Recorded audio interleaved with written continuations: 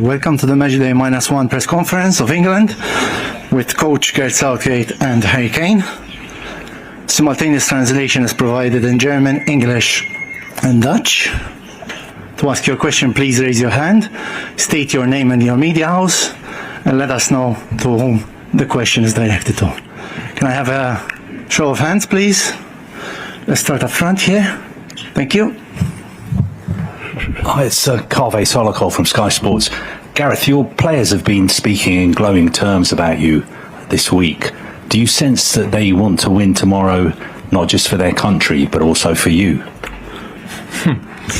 I mean, look, I'm very fortunate to have a fabulous group of players, and I think we work as a team. We always have.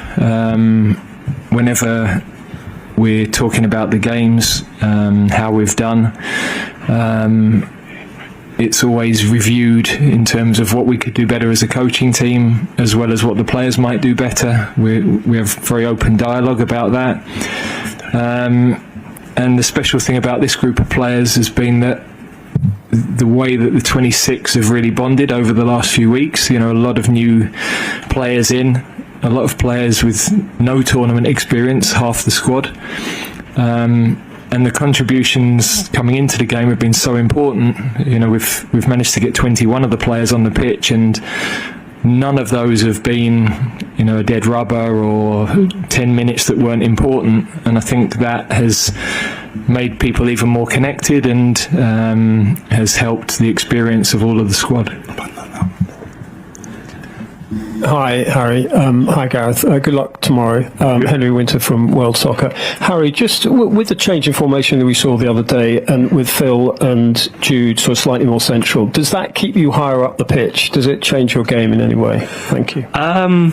Not specifically. I think there's times where, you know, just the rhythm of the game, maybe, you know, Jude or Phil might end up being in the middle. I might drift out to maybe the left 10, or there's different examples where, of course, as the striker, you want to try and give as much space as possible to your midfielders, to the number 10s, and but then there's times, you know, where you want to drag defenders out into spaces they might not want to come either. So, like I've said with, you know, my game always, I try and see how the game evolves, what the team needs from me, and I try and exploit those situations. But yeah, there'll be times tomorrow, of course, where I'll need to be more of a focal point and be in the box more and make sharper movements in the box, and there'll be times where I'll drop deep and try and make it uncomfortable for the defenders coming into maybe areas they don't want to be in. Hi, Gareth. It's me, Veli from TRT Sports. Since the beginning of the tournament, in the last 5 matches you preferred to start with Trippier in left back, not with Luke Shaw, whose original position is left back. What were the reasons that you started with Trippier, and is there a possibility in that match to start with Luke Shaw against Holland? Yeah, Luke has been injured for 4 months, so it wasn't a possibility for him to play until the last match. He made a good contribution to the game, so that's the decision we have to make, whether he's ready to start, whether that's the best way to use him. But you know, we're very happy to have him back. He obviously gives us different balance with the team. But also Kieran has done a fantastic job. He's played in so many important nights for us. You know, we've had a lot of big nights over the last 7 or 8 years, and he's been so important in those occasions, but also around the squad, how he is with the rest of the players and the staff. So we're very fortunate to have players like him in our squad. Hi, Noah Vala, Dutch television. Question to Harry. As a striker yourself, how do you look at the Dutch strikers, Memphis and Wout Weghorst as well? Yeah, obviously they're two totally different strikers. Obviously, whoever plays, or if they both play tomorrow, they both bring something different to the Dutch team. So yeah, from our point of view, we'll always analyse, the other team and where they can hurt us and where we need to be careful. And they're two really good strikers. They're playing at a high level, and of course, being in the semi-final of European Championships means they're doing something well. So we hopefully will keep them quiet tomorrow, but it'll be a difficult task for sure. But yeah, we're focused on what we can do to hurt them as well, and that's what we've been preparing for. Nathaniel Ziegler, Sport 1 Israel. Ari, after Slovakia, Jude talked about the big pressure from the crowd and from the media. How do you deal with it, and if the players speak about it in the dressing room, about the big pressure? No, I don't think we really speak about it in the dressing room. I think definitely the ones who have had more experience in tournaments know what it's like to play for England in major tournaments, and of course as we've been doing better and getting better in the tournaments, the expectation gets higher, and that's been no different. So I think people will use it in different ways. Some will use it as motivation to up their game and up their level. Some will just block it out and focus on what they need to do. So everyone's different in that sense. From a team point of view, we know what we're trying to achieve. We set out from the start what we've been trying to achieve, and we're close to doing that. We have a really important game tomorrow night, a really tough game which we need to be ready for, and we've prepared for that. So from our point of view, nothing changes. Hi, it's a question for Gareth. Gareth, it's Mike Keegan from the Daily Mail. Just wondered if you were aware of the well-publicised background of the referee for the game tomorrow night and the issues with Jude a couple of years ago, whether that caused you any concerns, and whether it was anything that you've spoken to Jude about ahead of the game? No. I think everybody knows how I deal with referees, with complete respect for every referee. I know the two guys at UEFA, Roberto and Bjorn, who've been running the referees program, and I think they appreciate the respect we've shown as a team to officials over 8 years. I think there's a right way to conduct yourself towards officials. I think that's very important for the image of the game. So no, I'm not concerned about who the referee is. He will be at a very high standard because that's the way that UEFA make those decisions and the way they monitor the games that are played during the tournament. So yeah, for me it's not even a consideration. Hello Harry, Dani Quintana for Diario La Squadra from Spain. What do you think about one team like Spain and young players like Lamine Yamal and Nico Williams for a possible final? Yeah, obviously Spain have had a fantastic tournament. They look like their players are playing with a lot of freedom, and a lot of young players who are just going out there and enjoying the occasion and getting on the ball. But Spain have been a top team for many years now, so it's no surprise that they're in a semi-final. They've obviously got a tough game tonight, which I'm sure will be a good one to watch. But fantastic players. As we're in the final four of this European Championship now. Every team is going to have a really good squad. Spain are no different to France, us, or Holland when we play tomorrow. Hi, it's Mareike Zek for German Radio. I would like to know both your opinions on the debate about having extra time or not. Like, should we get rid of it the next tournaments? Yeah, that's not really for me to. You have to run around. I know. Yeah. No, it's a good question. I'm not quite sure, to be honest. Of course, there's been some great moments in extra time where teams find a goal, just like Spain did in the last minute, and there's times where you can see both teams are really tired, and they're probably both waiting for penalties and then taking their opportunity from that point of view. So I don't mind it. I don't mind extra time. It always feels amazing when you come through it, and whether that's the end of extra time or penalties, you really give everything that you've got in those moments. So there's something special about coming through those moments and building that togetherness from that. But ultimately, it's not in my hands. So I'm sure whoever makes those decisions will make the right one. Question from the very back. Hi Gareth, Carl Matchett from The Independent. You spoke after the Switzerland game about several players being very much exhausted, and Harry was basically out on his feet when he came off, and Jude before penalties as well. You only made one sub against Slovakia before the 84th minute and none against Switzerland before the 78th, so just wondering if that is either a concern for you or part of your plan for those both games and going forward as well. Obviously you didn't make the 6th extra time sub either. Yeah, I mean, I think there are different reasons for making changes. We were happy with the way the team were playing in a couple of those games. There was a game we made a substitution at half time, so we don't have a preconditioned way of operating. You're always looking at the physical freshness of the team, the balance of the team, how the team are performing individually, whether changes are actually going to improve what we're doing or not. So they're the assessments that you're always making. Clearly now, it's a strange thing, in the biggest games you get less time to prepare, less time to recover, so you would assume the biggest matches you have the best preparation, but we haven't really been able to get on the training pitch. You're just walking through things or covering things in meetings, so there is a different physical aspect now, but all of the players are going into this game in good condition, recovered well. Over the next 24 hours, we keep assessing people, and the game will take us in a certain direction tomorrow that will make those decisions for us. Hello, this is Eric from NRK Norway. Question to Gareth. Marcelo Bielsa said that football is becoming less attractive and that players who deserve to be watched will be less because football will benefit the business. What is your opinion on that? It's difficult for me to say because I don't know the context to his comments.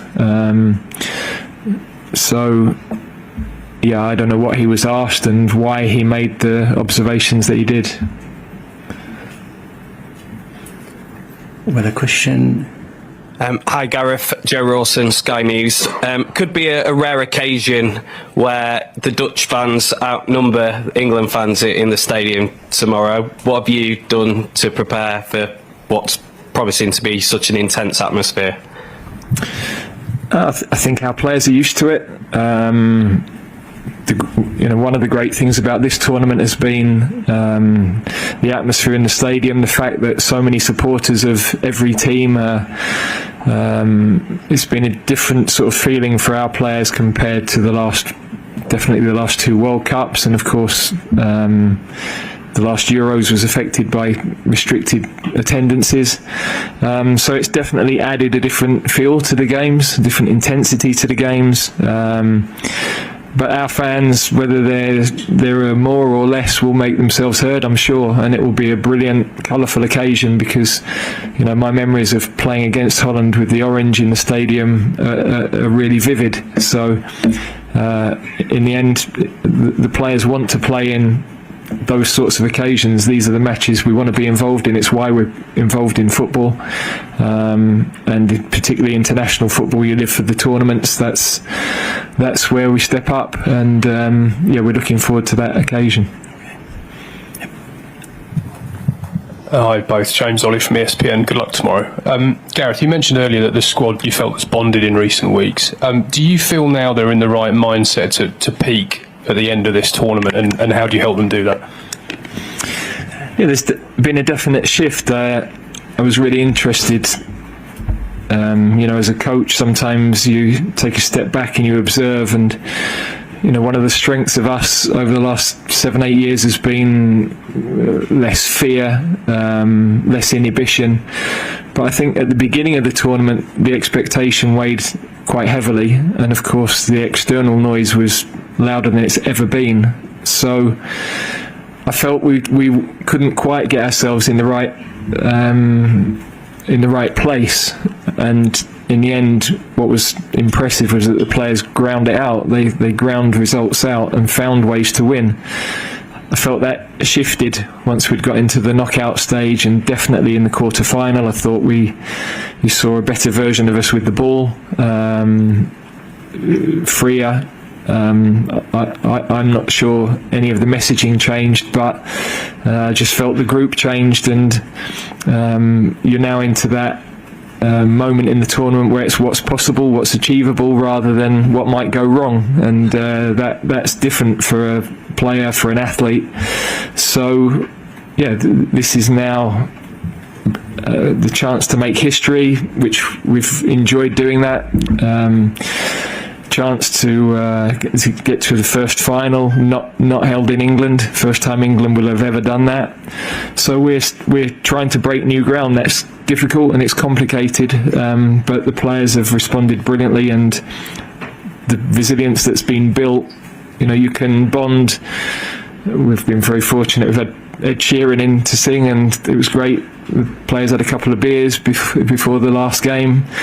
You can bond in that way, but when you're having to head the ball out your box in the 92nd minute, and you're having to find a goal in the 96th minute, there's nothing stronger than that for building the spirit of a team.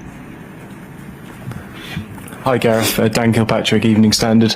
I just wondered what kind of game you're expecting tomorrow. Do you expect it to be more open, or are you expecting the Dutch to sit in and kind of make it difficult for you like the other teams have done? Well, that wouldn't be normal for the way Dutch teams play, and it's not what we've seen from them.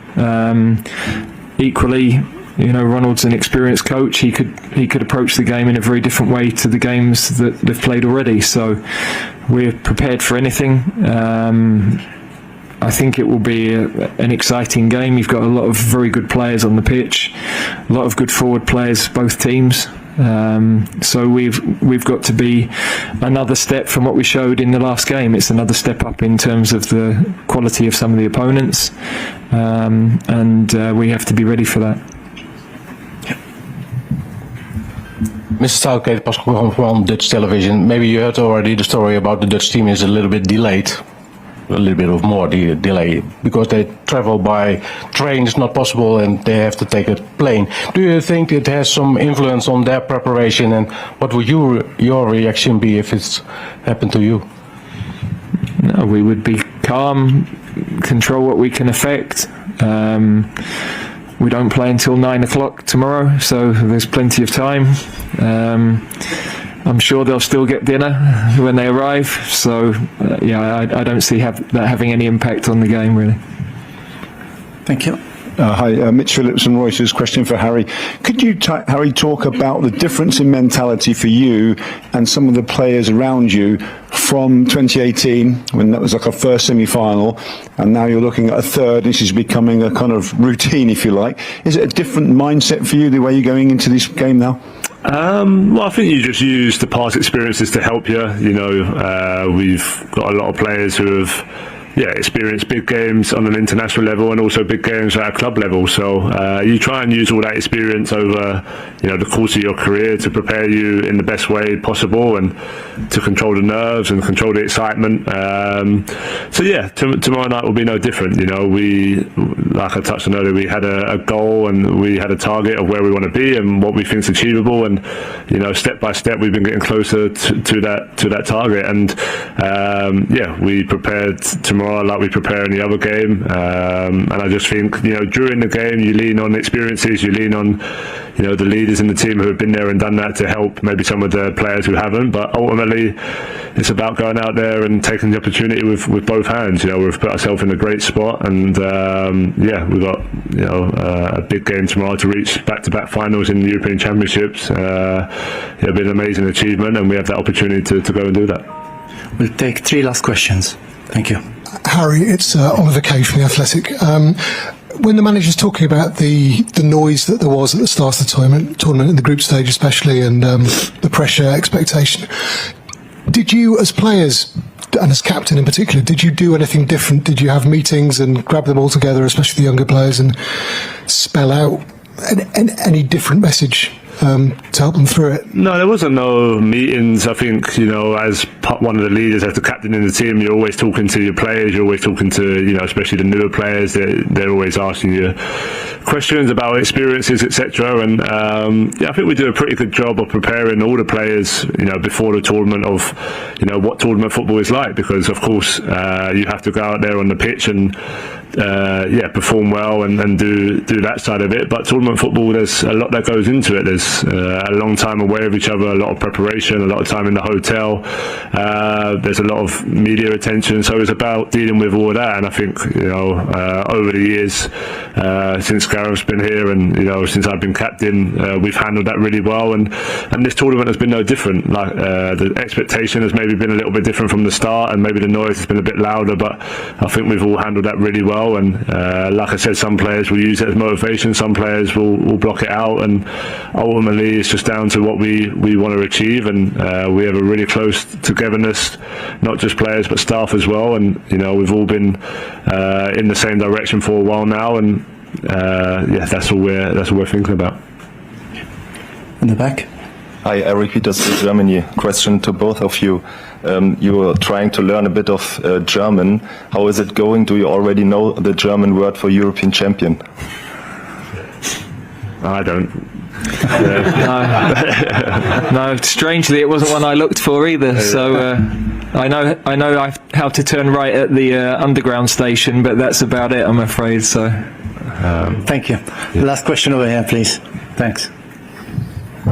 Hi, Harry, Marcel van der Kraan, Dutch Telegraph. What kind of battles have you had over the years with Virgil van Dijk?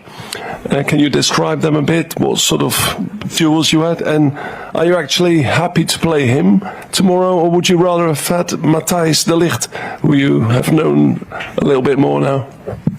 Yeah, no, of course, Matta has been a teammate of mine now for the last year. Fantastic player, fantastic guy. Obviously, I'm not sure if he's going to start tomorrow or not, but if he does, we've had a lot of battles in training, so I'm sure tomorrow will be no different. And in terms of Virgil, we've had some really good battles over the year, from when he was at Southampton, at Liverpool. A lot of tough games, a lot of big games, sometimes he's won that battle, sometimes I've won that battle. So tomorrow night will be a tough game. Both whoever plays will be tough opponents, and I'll always prepare in the same way of trying to make their life as uncomfortable as possible. But I'm sure he'll try and do the same to me. So I enjoy playing against the best players in the world. That's what you play football for. That's why you want to play these games, and I'm looking forward to that challenge tomorrow. Thank you very much. Thank you. Thank you.